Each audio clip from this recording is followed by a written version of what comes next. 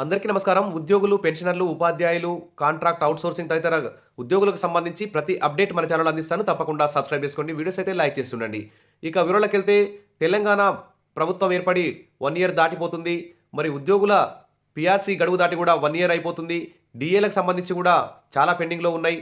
అనేక సమస్యలు రిటైర్మెంట్ అయినటువంటి పెన్షనర్లకు కూడా చాలా సమస్యలున్నాయి.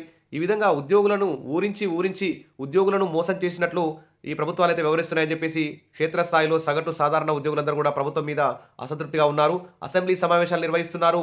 కేబినెట్ సమావేశాలు ఎన్నోసార్లు పెడుతున్నారు. కానీ మరి వివిధ వర్గాల ప్రజలకు ఇందిరమ్మ ఇండ్లు, రైతు భరోసా ఈ విధంగా అనేక సంక్షేమ పథకాలలో ముందుంటున్న తెలంగాణ ప్రభుత్వం మరి ఉద్యోగులను పక్కకు పెట్టడం, మరి ఉద్యోగులకి నెలకి ఆదాయం 30,000 కోట్లు వస్తుంది. నెలకు ఆదాయం 18,000 కోట్లు వస్తుంది. ఖర్చు మాత్రం 30,000 కోట్లు అవుతుంది. మరి ఉద్యోగులు కొంచెం వెయిట్ చేయాలి. ప్రభుత్వ ఆర్థిక పరిస్థితి బాలేదని చెప్పి ఎంతసేపటికి ఉద్యోగులకు నచ్చజెప్తున్నారు. మరి విచ్చలవిడిగా అంచనాలకు, బడ్జెట్‌కు మించి మరి ఉచితాలకు, హామీలకైతే ఖర్చు పెడుతున్నారు. మరి ప్రభుత్వ పథకాలను సక్సెస్ చేయడంలో ఉద్యోగులు ఎంతో కీలకంగా ఉన్నటువంటి ఉద్యోగులను విస్మరించడం, ఉద్యోగులకు సంబంధించిన పెండింగ్ డీఏలు ఇవ్వకపోవడం పట్ల చాలా అసంతృప్తి అయితే ఉన్నది. నిన్నటికి నిన్న కేబినెట్ సమావేశంలో ఉద్యోగులకు, పెన్షన్లకు సంబంధించి మరి పలు ఆర్థికేతర అంశాలను చర్చిస్తారనుకుని ఎదురు చూశారు. కానీ మళ్ళీ నిరాశ మిగిల్చింది. దీనికి సంబంధించి ఊరించి ఉద్యోగులను మోసం చేసి సందంగా ఉన్నట్లు తెలుస్తోంది. ఉద్యోగులకు చూపుల కన్నా ఎదురు చూపులు మిన్న అనే మాట సరిగ్గా సరిపోతుందని ఉద్యోగులందరూ కూడా భావిస్తున్నారు. పార్టీ అధికారంలోకి రావడానికి ముందు అన్ని వర్గాలకు అలవిగాని హామీలు ఇచ్చినట్లుగానే ఉద్యోగులకు కూడా ఎన్నో హామీలు ఇచ్చింది. కానీ ఏడాది దాటినా ఆ ఉద్యోగులకు ఇచ్చిన హామీలు అమలు కావడం లేదు. మచ్చుకు ఒక ఉదాహరణ తీసుకుంటే అధికారంలోకి రాగానే పెండింగ్లో ఉన్న డీఏలు విడుదల చేస్తామని చెప్పిన పార్టీ నాయకులు ఒక విడత కరువు భత్యం మాత్రమే ఇచ్చి చేతులు దులుపుకున్నారు. మిగతా 4టిని ఇంకా పెండింగ్లో ఉంచడం జరిగింది. ఇక 2023 జూలై 1 నుంచి కొత్త పీఆర్సీ అమలు కావాలి. ఇప్పటికీ సంవత్సరంన్నర అవుతుంది. ఇప్పటికీ కూడా అతిగతి లేదు. మరి ఎప్పుడు ఇస్తారో కూడా తెలియదు. అంతేకాదు ఈ 4 అమలవుతుందో లేదోనని ఉద్యోగులైతే ఆందోళన చెందుతున్నారు. పీఆర్సీ మాట దేవుడెరుగు, పెండింగ్లో ఉన్న 4 డీఏలు ఇచ్చినా చాలనే స్థితిలో ఉన్నటువంటి ఉద్యోగులు ఉన్నట్లు కనిపిస్తుంది. 2004 తర్వాత నియామకైన వారికి కొత్త పెన్షన్ విధానాన్ని అమలు చేస్తున్నారు. మరి పాత పెన్షన్ విధానానికి పునరుద్ధరించాలని చెప్పేసి డిమాండ్ ఉన్నా కానీ దాన్ని అయితే పట్టించుకోవడం లేదు. అప్పటి పశ్చిమ బెంగాల్, త్రిపుర ప్రభుత్వాలు కేంద్ర ప్రభుత్వ బెదిరింపులకు లొంగకుండా పాత పెన్షన్ విధానాన్ని అమలు చేస్తున్నాయి. కానీ మరి ఇటీవలి కాలంలో త్రిపురలో బీజేపీ ప్రభుత్వం అధికారంలోకి రాగానే సిపిఎస్ విధానాన్ని అమలులోకి తీసుకొచ్చింది.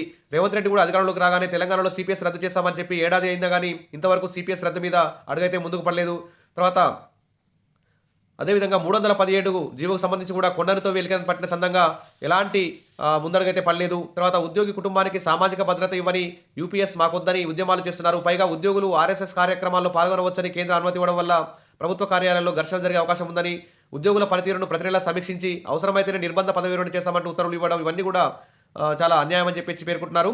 తర్వాత 317 సమీక్షించి పరిష్కరిస్తామని హామీ ఇచ్చిన ప్రభుత్వం కేబినెట్ సబ్ కమిటీ ఏర్పాటు చేసింది. 10 నెలల తర్వాత కూడా ఎలాంటి పరిష్కారం లభించకపోవడం అన్యాయమని చెప్పారు. తర్వాత కమిటీల పేర కాలయాపన ఎందుకో అర్థం కావట్లేదు. గతంలో ఉద్యోగులకు, ప్రభుత్వానికి వారధిగా ఉన్న ఎమ్మెల్సీ కోదండరాంకు ఉద్యోగ సంఘాల నాయకులు ఎన్నోసార్లు సమస్యలు వివరించారు.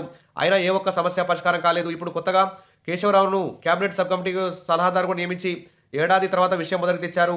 అదేవిధంగా ఫీల్డ్ అసిస్టెంట్లకు, అంగన్వాడీ టీచర్లు, ఆయాలకి, ఆశా వర్కర్లకు, గ్రామీణ ఉపాధి హామీ, ఇతర చిన్న తరగతి ఉద్యోగులకు సంబంధించి మరి తక్షణమే వేతనం పెంపు చేస్తామని చెప్పి కనీస వేతనాలు కూడా రెగ్యులర్గా ఇవ్వకుండా ప్రభుత్వం వారిని ఇబ్బందికి గురి చేస్తుందని చెప్పేసి ఇక్కడ అందరూ కూడా ఆందోళన చెప్తున్నారు. అదేవిధంగా సిబ్బందికి అంగన్వాడీ టీచర్లు, చిన్న వర్కర్లకి ఉద్యోగ భద్రత, కనీస వేతన హామీ మర్చిపోయింది. రెవెన్యూ వ్యవస్థను బలోపేతం చేస్తామని చెప్పి మోసం చేసింది. 1వ తేదీన వేతనం చెల్లిస్తున్నామని గొప్పగా ప్రకటిస్తున్న కేవలం ట్రెజరీ, పే అండ్ అకౌంట్స్ ద్వారా వేతనాలు పొందే వారికి చెల్లిస్తూ 1,00,000 పైగా ఉన్న ఉద్యోగులకు కాంట్రాక్ట్ అవుట్సోర్సింగ్ ఉద్యోగులు మాత్రం కాలయాపన చేస్తుందని చెప్పేసి ఇక్కడ చెప్తున్నారు. తర్వాత ఇదిలా ఉంటే పదవి విరమణ పొందిన ఉద్యోగులకు సంబంధించి 31/3/2024 నుంచి దాదాపు 8,000 మంది రిటైర్మెంట్ అయ్యారు. వారికి సంబంధించి పెన్షన్ తప్ప ఏ ఒక్క బెనిఫిట్ కూడా ఇవ్వకుండా వేధిస్తున్నారని ఆవేదన చెందుతున్నారు.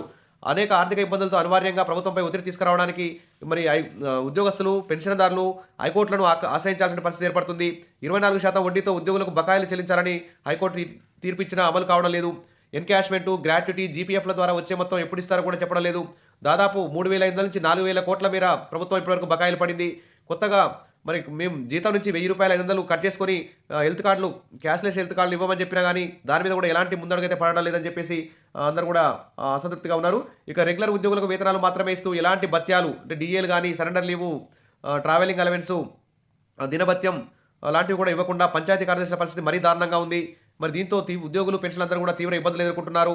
ఇక ఉద్యోగ సంఘాల నేతలను కలిసి రాష్ట్ర ఆర్థిక పరిస్థితిని అర్థం చేసుకొని ఆర్థిక ప్రయోజనాల విషయంలో ఓపిక పట్టాలని ముఖ్యమంత్రి గారు ఇక ఉద్యోగ సంఘాలను ఉద్యోగులైతే బుజ్జగిస్తున్నారు. వచ్చే సంవత్సరం మే నెల తర్వాత ఉద్యోగ సమస్యలు పరిష్కరిస్తామని హామీ ఇచ్చారు. సమస్యల పరిష్కారానికి కేబినెట్ సబ్ కమిటీని వేస్తున్నామన్నారు. చర్చలు జరుపుతామన్నారు. దాదాపు 2 నెలలైంది. ఇంతవరకు కూడా మరి ఉప ముఖ్యమంత్రి బట్టి విక్రమార్కతో పాటు ఇతర మంత్రులు కలిసి చర్చించాలని కోరారు. ఉద్యోగులు అడుగుతున్న కోరికలు కొత్తగా వచ్చినవి కావు. మేనిఫెస్టోలో చెప్పిన హామీలనే వాళ్ళు గుర్తు చేస్తున్నారు. మళ్ళీ కేబినెట్ కమిటీల మీద కమిటీలు వేసి కాలయాపన ఎందుకో అర్థం కావడం లేదని ఉద్యోగులైతే బాధపడుతున్నారు. గతంలో ఉద్యోగులకు ప్రభుత్వానికి వారధిగా ఉన్న ఎమ్మెల్సీ కోదండరాం ఉద్యోగ సంఘాల నాయకులు ఎన్నోసార్లు సమస్యలు వివరించారు. అయినా ఏ ఒక్క సమస్య పరిష్కారం కాలేదు. ఇప్పుడు కొత్తగా కేశవరావు నియమించి మరి ఏడాది తర్వాత విషయం మళ్ళీ మొదలుకొచ్చినట్టయింది. అన్ని వర్గాల ప్రజలకు సంక్షేమ పథకాలు అమలు చేసిన విధంగానే మరి కాంగ్రెస్ ప్రభుత్వం ఉద్యోగులను ఖచ్చితంగా పట్టించుకోవాలి. దీంతో కాంగ్రెస్కు ఓటు వేసిన ఉద్యోగుల ఆశలు అడియాసలయ్యాయి కాకుండా చూసుకోవాలి. కాంగ్రెస్ తన మేనిఫెస్టోలో ప్రకటించిన హామీల గురించి ప్రభుత్వ ఉద్యోగుల, పెన్షనర్ల, ఉపాధ్యాయుల న్యాయమైన డిమాండ్ల సాధన కోసం ప్రభుత్వంపై ఒత్తిడి తెచ్చే విధంగా ఉద్యోగ సంఘాలు దృష్టి సారించాలి. అప్పుడే ఉద్యోగుల సమస్యలు పరిష్కారం అవుతాయి. ఎన్నికల మేనిఫెస్టోలో ప్రకటించిన హామీల గురించి ప్రభుత్వంపై ఒత్తిడి తెచ్చే విధంగా మరి కార్యాచరణ వైపు ఉద్యోగ సంఘాలు దృష్టి పెట్టాలి. నిన్న తెలంగాణ కేబినెట్ సమావేశం కూడా జరిగింది. ఆ కేబినెట్ సమావేశంలో రేషన్ కార్డులు, రైతు భరోసా, తర్వాత పేదలకు 12,000, ఇందిరమ్మ ఇళ్లకు సంబంధించి కీలక నిర్ణయాలు తీసుకోవడం జరిగింది. మరి ఉద్యోగులకు సంబంధించి కూడా మరి పెండింగ్లో ఉన్న 4 డిఏలకు సంబంధించి తర్వాత పీఆర్సీ కమిషన్ ఏర్పాటు గురించి, ఏరియర్స్ గురించి, రిటైర్మెంట్ బెనిఫిట్స్ గురించి, మరి అంగన్వాడీ టీచర్లు, ఆయాలు, ఆశా వర్కర్లు, ఇతర కాంట్రాక్ట్ అవుట్సోర్సింగ్ ఉద్యోగులకు సంబంధించి ఏమైనా కీలక నిర్ణయాలు తీసుకుంటారేమని చెప్పి అందరూ కూడా ఉత్కంఠగా ఎదురు చూశారు. కానీ మరి నిన్న 5-6 గంటలు కేబినెట్ సమావేశం జరిగింది. కానీ ఉద్యోగులకు సంబంధించి చిన్న చర్చ కూడా జరగకపోవడం పట్ల చాలా అసంతృప్తిగా ఉన్నారు. ఇప్పటికైనా మరి ఉద్యోగులకు సంబంధించి లక్షల్లో ఇన్కమ్ ట్యాక్స్ చెల్లిస్తున్నారు ప్రతి సంవత్సరం. తర్వాత ఫీజులు భారీ ఎత్తున లక్షల్లో ఉన్నాయి ప్రైవేటు కాలేజీలలో. మరి వీరికి ఫీజు రియంబర్స్మెంట్ లేదు. హెల్త్ బాగాలేకుంటే హాస్పిటల్కి వెళ్తే హెల్త్ కార్డ్స్ పనిచేయకపోవడం, మెడికల్ రియంబర్స్మెంట్ బిల్స్ కూడా 1 year 2 years అయినా రాకపోవడం, సరెండర్ లీవ్స్ పెడితే కనీసం 1 year అయినా ఇంతవరకు అకౌంట్లో పడడం లేదు. గత పీఆర్సీ ఏరియర్స్ కూడా ఇంతవరకు రాకపోవడం, ఇలాంటి సమస్యలతో ఉద్యోగులు, పెన్షన్లకు సంబంధించి అయితే ఎలాంటి బెనిఫిట్ రావడం లేదు. వారు కూడా సమస్యల వలయంలో చిక్కుకున్నారు. ఈ విధంగా ఉద్యోగులు, పెన్షనర్లు, ఉపాధ్యాయులు, మరి అంగన్వాడీ టీచర్లు కూడా జీతాల పెంపు కోసం ఆయాలు కూడా ఎదురు చూస్తున్నారు. కాబట్టి ఉద్యోగులు కొత్తగా ఏమీ అడగలేదు. కేవలం ఎన్నికల హామీల్లో భాగంగా ప్రతి 6 నెలలకోసారి పెంచాల్సిన డిఏల్ని పెంచమని అడుగుతున్నారు. తర్వాత ప్రతి 5 ఏళ్లకోసారి పెంచాల్సిన పీఆర్సీని ఇవ్వమని అడుగుతున్నారు. అంతే తప్ప గుర్తెమ్మ కోరికలు అయితే కోరడం లేదు. ప్రభుత్వం వివిధ సంక్షేమ పథకాలను అమలు చేయడంలో ఉద్యోగుల మీద పనిభారం కూడా ఇటీవల బాగా పెరిగింది. ఇప్పుడు రైతు భరోసా వల్ల ఏఈఓల మీద భారీగా పనిభారం పెరిగింది. ఇతర ప్రతి డిపార్ట్మెంట్లో ఉద్యోగికి పనిభారం పెరగడం వల్ల చాలా ఒత్తిడి ఎదుర్కొంటున్నారు. పైగా ద్రవ్యోల్బణం, ధరల పెరుగుదల వల్ల కూడా మరి ఉద్యోగుల కుటుంబాలని పోషించడం మీద చాలా భారం అయితే పడిందని చెప్పుకోవచ్చు. కాబట్టి వెంటనే ఉద్యోగులకు సంబంధించి తెలంగాణ ప్రభుత్వం సంక్రాంతికి కానుకగా మంచి ఆర్థికేతర సమస్యలు పరిష్కారం చేయాలి. ఫైనల్గా ఈ 2025 బడ్జెట్లో ఉద్యోగులకు సంబంధించి 4,000 కోట్ల పెండింగ్ బిల్లును మొత్తం విడుదల చేసి వారి యొక్క ఆర్థికేతర సమస్యలన్నీ పరిష్కరించి 2025 ఉగాది సందర్భంగానైనా మొత్తం ఉగాది కానుకగా ఉద్యోగుల సమస్యలన్నీ పరిష్కరిస్తే మరి అందరూ కూడా కాంగ్రెస్ ప్రభుత్వం మీద పెట్టుకున్నటువంటి ఆశలన్నింటినీ నెరవేరి అందరూ కూడా హ్యాపీగా తమ యొక్క విధులు నిర్వహించుకునే అవకాశం ఉంది. కాబట్టి ప్రభుత్వాలు ఆ దిశగా చర్యలు తీసుకుంటాయని కోరుకుందాం.